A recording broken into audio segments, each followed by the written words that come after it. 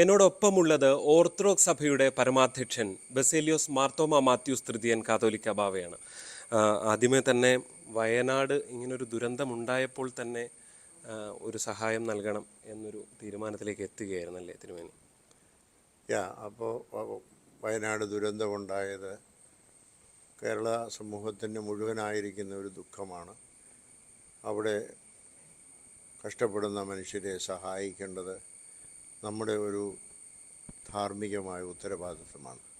അതുകൊണ്ട് തന്നെ അതിൽ എത്രയും വേഗം നമ്മൾ സഹകരിക്കണമെന്നുള്ളതുകൊണ്ട് എൻ്റെ ആലോചനാ സമിതിയുമായിട്ട് ആലോചിച്ചിട്ട് പെട്ടെന്ന് ദുരിത നിവാരണ ഡിപ്പാർട്ട്മെൻറ്റ് മലങ്കര സഭയുടെ ചുമതലയിൽ എത്രയും വേഗം നമ്മൾ സഹായം എത്തിക്കണമെന്ന് പറഞ്ഞു. അതനുസരിച്ച് ഭക്ഷണം, വസ്ത്രം, മെഡിസിൻ മുതലായവ കൊടുക്കാനായിട്ട് ബത്തേരി ഭദ്രാസനത്തെ ഏൽപ്പിക്കുകയും സഭയുടെ ദുരിതാശ്വാസ ഫണ്ടിൽ നിന്ന് 5 ലക്ഷം രൂപ ആ പ്രളയമുണ്ടായ ദിവസം തന്നെ കൈമാറുകയും ചെയ്തു. തുടർന്ന് പുനരധിവാസ പ്രക്രിയകൾ നടത്തുന്നതിൽ ഗവൺമെൻറ്റുമായി സഹകരിച്ച് പ്രവർത്തിക്കുന്നതിന് എന്ത് ചെയ്യണമെന്ന് ആലോചിച്ചപ്പോൾ ഏതാണ്ട് ഒരു 5 കോടി രൂപയുടെ ചിലവ് വരുന്നതായ രീതിയിലുള്ളൊരു പ്രോജക്റ്റ് എടുക്കാനായിട്ടാണ് സഭ ആലോചിച്ചത്. അതനുസരിച്ച് ഒരു 50 വീടുകളെങ്കിലും വെച്ച് കൊടുക്കാനായിട്ടാണ്. എന്നാൽ അത് ആർക്കൊക്കെയാണ് നഷ്ടപ്പെട്ടിരിക്കുന്നത്, ആരൊക്കെയാണ് അർഹരായിരിക്കുന്നവർ എന്നുള്ളത് അന്വേഷിച്ച്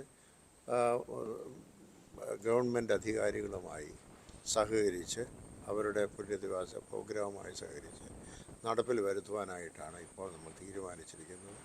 കൂടുതലായി ഇതിനെ സംബന്ധിച്ചുള്ള ഒരു കമ്മിറ്റികളും മറ്റും രൂപപ്പെടുത്തിയിട്ടുണ്ട്. അത് ഈ 13-ാം തീയതി ഔദ്യോഗികമായിട്ട് ആദ്യമായി കൂടി കാണുന്നതാണ്. അതിനെക്കുറിച്ച് ഉള്ള തീരുമാനങ്ങൾ ദൈവാനുമതിക്ക് വർഷം 13-ാം തീയതി രാവിലെ ഈ പ്രളയമുണ്ടായ സ്ഥലം സന്ദർശിക്കുന്നതിനും അതുപോലെ അവിടെ ഉള്ള ക്യാമ്പുകളും സന്ദർശിക്കുന്നതിനും നാം ആഗ്രഹിക്കുന്നുണ്ട്.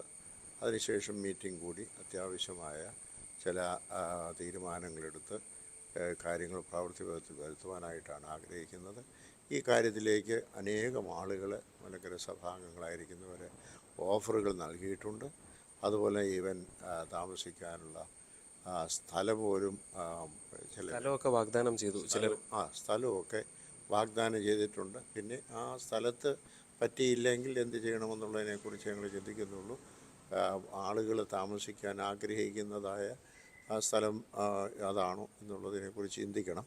അതിനെക്കുറിച്ചുള്ള ഒരു തീരുമാനമാണ് ഞങ്ങൾ 13-ാം തീയതി എടുത്ത് പബ്ലിഷ് ചെയ്യാൻ പോകുന്നത്. വിപുലമായൊരു പദ്ധതികളാണ് ഫലത്തിൽ പറഞ്ഞു. വിപുലമായ പദ്ധതികൾ തന്നെയാണ്. ആ വിപുലമായ പദ്ധതിയിൽ മലങ്കര സഭയ്ക്ക് കഴിയാവുന്ന രീതിയിൽ ഈ ദുരന്തത്തിൽ സഹായിക്കുകയും ചെയ്യേണ്ടത് ഒരു ഉത്തരവാദിത്വമാണ്.